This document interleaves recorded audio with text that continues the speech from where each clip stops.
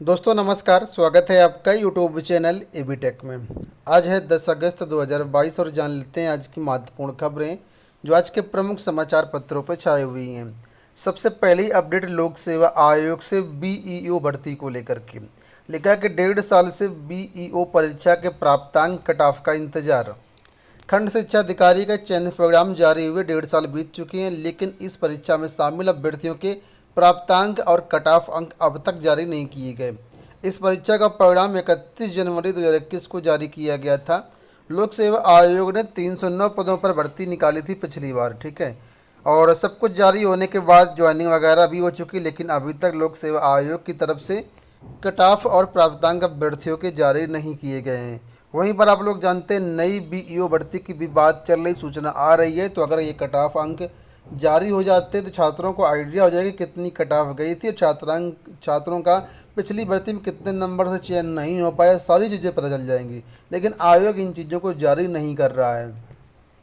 और लोक सेवा आयोग जो सूचना के अधिकार के तहत जो है वो जवाब भी नहीं दे रहा है। लोक सेवा का कहना है कि बहुत जल्द जो है वेबसाइट पर जारी किया जाएगा, लेकिन वेबसाइट पर अभी भी चीज़ें जारी नहीं की गई हैं। इस पर प्रतियोगी छात्र संघर्ष समिति के मीडिया प्रभारी प्रशांत पांडे का आरोप है कि आयोग तकरीबन सभी परीक्षाओं में प्राप्तांक एवं कट ऑफ जारी करने में देर कर रहा है, जबकि पहले प्रोग्राम वाले दिन ही प्राप्तांक और कट ऑफ अंक जारी कर दिए जाते थे। प्रशांत ने आयोग से मांग की है कि प्राप्तांक एवं कट ऑफ जो है शीघ्र जारी किए जाएं। अगली जो अपडेट है वो यहाँ पर है, देखिए यूपी ट्रिपल एस सी से लेकिन भर्ती के इंतजार में ओवर एज हो रहे अभ्यर्थी। आपको बता दें यहाँ पर जो भर्ती की बात हो रही है वो है सहायक लेखाकार एवं लेखा परीक्षक की भर्ती के बारे में। अभ्यर्थी इसके इंतजार में ओवर एज हो रहे हैं, जबकि भर्तियों के लिए जो पद हैं अभी भी खाली हैं। यहाँ पर देखिए इसके बारे में दिया गया कि लेखा के 1841 पद खाली नहीं हुई भर्ती। प्रदेश में लेखा परीक्षक के 270 और सहायक लेखाकार के 1571, कुल 1841 पद खाली होने के बावजूद भर्ती न होने से प्रशिक्षित बेरोजगारों में निराशा बढ़ती जा रही है। युवाओं ने उत्तर प्रदेश अधीनस्थ सेवा चयन आयोग के अध्यक्ष को पत्र लिखकर के अपनी पीड़ा व्यक्त की है। अभ्यर्थियों का कहना है कि वे स्नातक बीकॉम एवं ओ लेवल डिग्री धारक हैं, लेकिन आयोग द्वारा 2016 के बाद से सहायक लेखाकार एवं लेखा परीक्षक के पद पर विज्ञापन नहीं निकाला गया। इस वजह से अभ्यर्थी भटक रहे हैं और ओवर एज हो रहे हैं।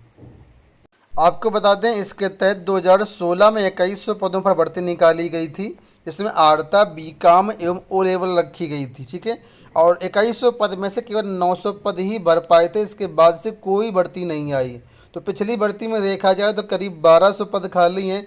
इसके बाद और कई सारे पद खाली हुए हैं। तो पद तो खाली हैं लेकिन भर्तियां फिलहाल नहीं आ रही हैं। बढ़ते हैं अगली अपडेट की तरफ। यहाँ पर अपडेट है बैंकों में भर्ती को लेकर के। लिखा है कि बैंकों में भर्ती के लिए करना होगा विस्तृत पढ़ाई।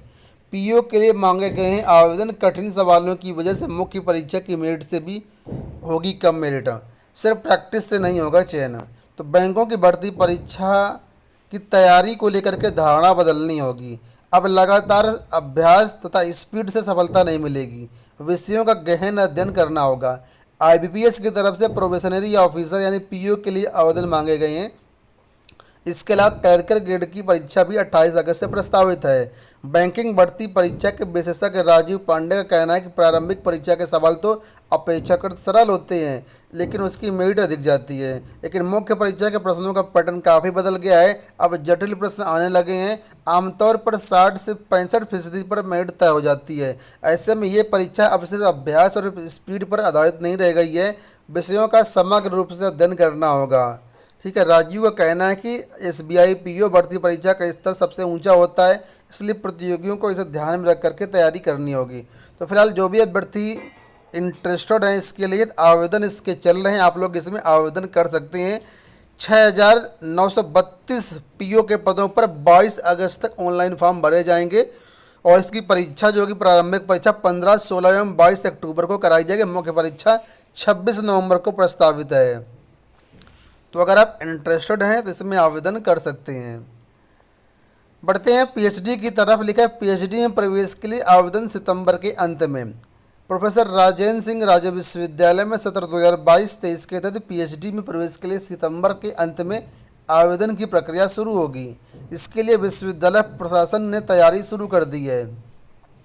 तो प्रयागराज के 11 महाविद्यालयों में भी पीएचडी की पढ़ाई शुरू होगी। इसके लिए सभी 11 कॉलेजों में शोध केंद्र भी स्थापित किए जाने हैं। तो जो भी अभ्यर्थी इंटरेस्टेड हैं पीएचडी करने के लिए, तो सितंबर में आपके फॉर्म भरे जाएंगे।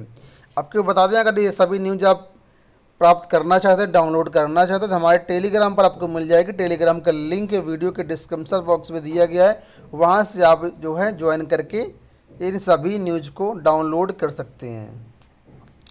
लेखपाल भर्ती परीक्षा में धांधली को लेकर के यहाँ पर अपडेट आई है कि लेखपाल भर्ती परीक्षा में 2 अन्य परीक्षार्थियों को सॉल्व कराया गया था पेपर।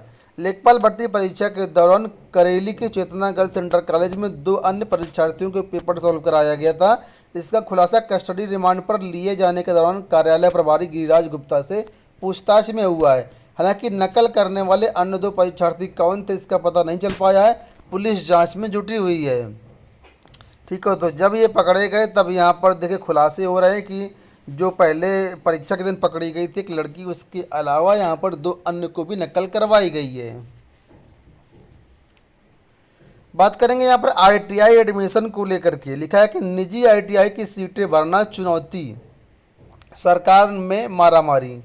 ठीक है, सरकारी में मारामारी चल, सॉरी सरकार में नहीं, सरकारी कॉलेजों में मारामारी चल रही है। और आईटीआई जो प्राइवेट आईटीआई वहाँ पर सीटें नहीं भर पाएंगी। 70% अभ्यर्थियों ने चुना सरकारी संस्थानों का विकल्प, सिर्फ 10% ने निजी और 20% ने दोनों विकल्प चुने हैं। तो प्रदेश के निजी औद्योगिक प्रशिक्षण संस्थानों की सीटें भर पाना चुनौती रहेगा। इन संस्थानों में दाखिले के लिए 10% आवेदन मिले हैं। वहीं 20% ऐसे आवेदक हैं जिन्होंने सरकारी और प्राइवेट दोनों कॉलेजों का विकल्प चुना है, जबकि शेष ने सरकारी संस्थानों में दाखिला लेने के लिए ही आवेदन किया है, इसलिए वहाँ सीट की मारामारी ज़्यादा होगी। आईटीआई में कुल 5,19,000 सीटें हैं। इनमें सरकारी संस्थाओं की करीब 1,20,000 सीटें हैं और प्राइवेट की करीब 3,98,000 सीटें हैं। सरकारी में 70% ट्रेड और निजी ट्रेड में 51 ट्रेड की पढ़ाई होती है। कुल मिलाकर के यहाँ पर अपडेट यही है कि आईटीआई में इस बार गवर्नमेंट कॉलेज की सीटें तो आराम से भर जाएगी, वहाँ मारामारी रहेगी, लेकिन प्राइवेट सीटें नहीं भर पाएंगी। तो जो भी अभ्यर्थी इसमें आवेदन किए 16 से 19 अगस्त के बीच आपका पहली मेरिट जारी होने की संभावना है। इसके बाद 16 से 19 के बीच आप लोग इसमें जो है आगे की प्रक्रिया कंप्लीट कर सकते हैं। बढ़ते हम लोग अगली अपडेट की तरफ। लेकर हजारों छात्रों के सामने पढ़ाई छूटने का संकट। यूपी बोर्ड में जो भी अभ्यर्थी कक्षा 9 से 12 में इस बार एडमिशन कराएं, उनके सामने एक बड़ी समस्या आ रही है और एक नया खतरा पैदा हो गया है। नया खतरा पैदा यहाँ पर ये हुआ है कि अब यूपी बोर्ड ने क्या है, अचानक से आधार अनिवार्य कर दिया है। मतलब जब उनकी फीडिंग होगी, रजिस्ट्रेशन होगा बोर्ड में, तो बिना आधार नंबर के रजिस्ट्रेशन नहीं होगा। और यही कारण है कि यहाँ पर अभी भी बहुत सारे ऐसे ग्रामीण स्तर पर बच्चे हैं जो जागरूकता के अभाव में अभी भी आधार कार्ड नहीं बनाए हैं, और आधार कार्ड बनाए भी हैं तो इसमें नाम वगैरह, जन्मतिथि वगैरह गलत है। तो ऐसे में बड़ी दिक्कत यहाँ पर छात्रों को आ सकती है। हजारों छात्रों की पढ़ाई यहाँ पर बाधित हो सकती है। तो यहाँ पर देखिए अपडेट किया गया कि इसमें रजिस्ट्रेशन करने के लिए जो वेबसाइट है वो 16 अगस्त तक खुली रहेगी, और इसके बाद जो है लेट पेमेंट के साथ यहाँ पर डेटा फीड होगा। फिलहाल यहाँ पर लिखा है अचानक से आधार अनिवार्य होने के कारण ये समस्या आ रही है, और 27,000 से अधिक स्कूलों के बच्चे यहाँ पर प्रभावित हो सकते हैं। अगली अपडेट यहाँ पर वित्त विहीन स्कूल खोलना है तो रखें योग शिक्षक।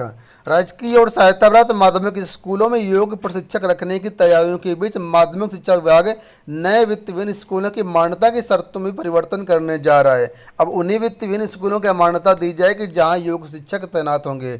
मान्यता के लिए ऑनलाइन आवेदन करने वाली संस्थाओं को भी योग शिक्षा का ब्यौरा भी देना होगा। तो कुल मिलाकर के अब अगर प्राइवेट स्कूल खोलना है तो योग शिक्षक आपको रखने पड़ेंगे। यहाँ पर देखिए एक बड़ी अपडेट है। लिखा है कि डबल एमए के लिए पहले में 70% अंक आवश्यक। कोविड काल में इलाहाबाद विश्वविद्यालय ने छात्रों को बगैर परीक्षा का किया था प्रोन्नत। परास्नातक करने वाले अब डबल एमए की कतार में खड़े हो चुके हैं, और छात्रों की संख्या ज़्यादा होने के कारण यहाँ पर इलाहाबाद विश्वविद्यालय ने एक कंडीशन लगा दी है कि कम से कम ग्रेड 9 होना चाहिए, तभी इनका एडमिशन होगा। ग्रेड 9 का अगर अंकों में कन्वर्ट करते हैं तो आता है 70% नंबर। मतलब जिसका एमए में 70% नंबर है वही डबल एमए कर सकता है। तो ऐसी चीज़ें यहाँ पर निकल के आ रही हैं। ज़्यादा डिटेल्स आप लोग इसको पढ़ करके ले सकते हैं। ये जो PDF है हमारे टेलीग्राम पर आपको मिल जाएगी। अंत में महत्वपूर्ण सूचना, ये चंडीगढ़ हाई कोर्ट में भर्तियों को लेकर के 759 पदों पर भर्तियां आई हुई हैं क्लर्क के पदों पर यहाँ पर। ठीक है, जो भी अभ्यर्थी मान्यता प्राप्त बोर्ड या विश्वविद्यालय से स्नातक, विज्ञान स्नातक या समकक्ष में डिग्री लिए हुए, मतलब सिंपल सी बात है ग्रेजुएशन किए हुए हैं और कंप्यूटर संचालन में प्रवीणता है, वो आवेदन कर सकते हैं। यहाँ पर आवेदन करने के लिए यहाँ पर वेबसाइट दी गई है SSSC.gov.in। ठीक है, 27 अगस्त तक यहाँ पर आप फॉर्म भर सकते हैं। ज़्यादा जानकारी आपको इस वेबसाइट पर मिल जाएगी। दोस्तों ये हो गई आज की सारी सूचनाएँ। इस वीडियो में इतना ही। धन्यवाद।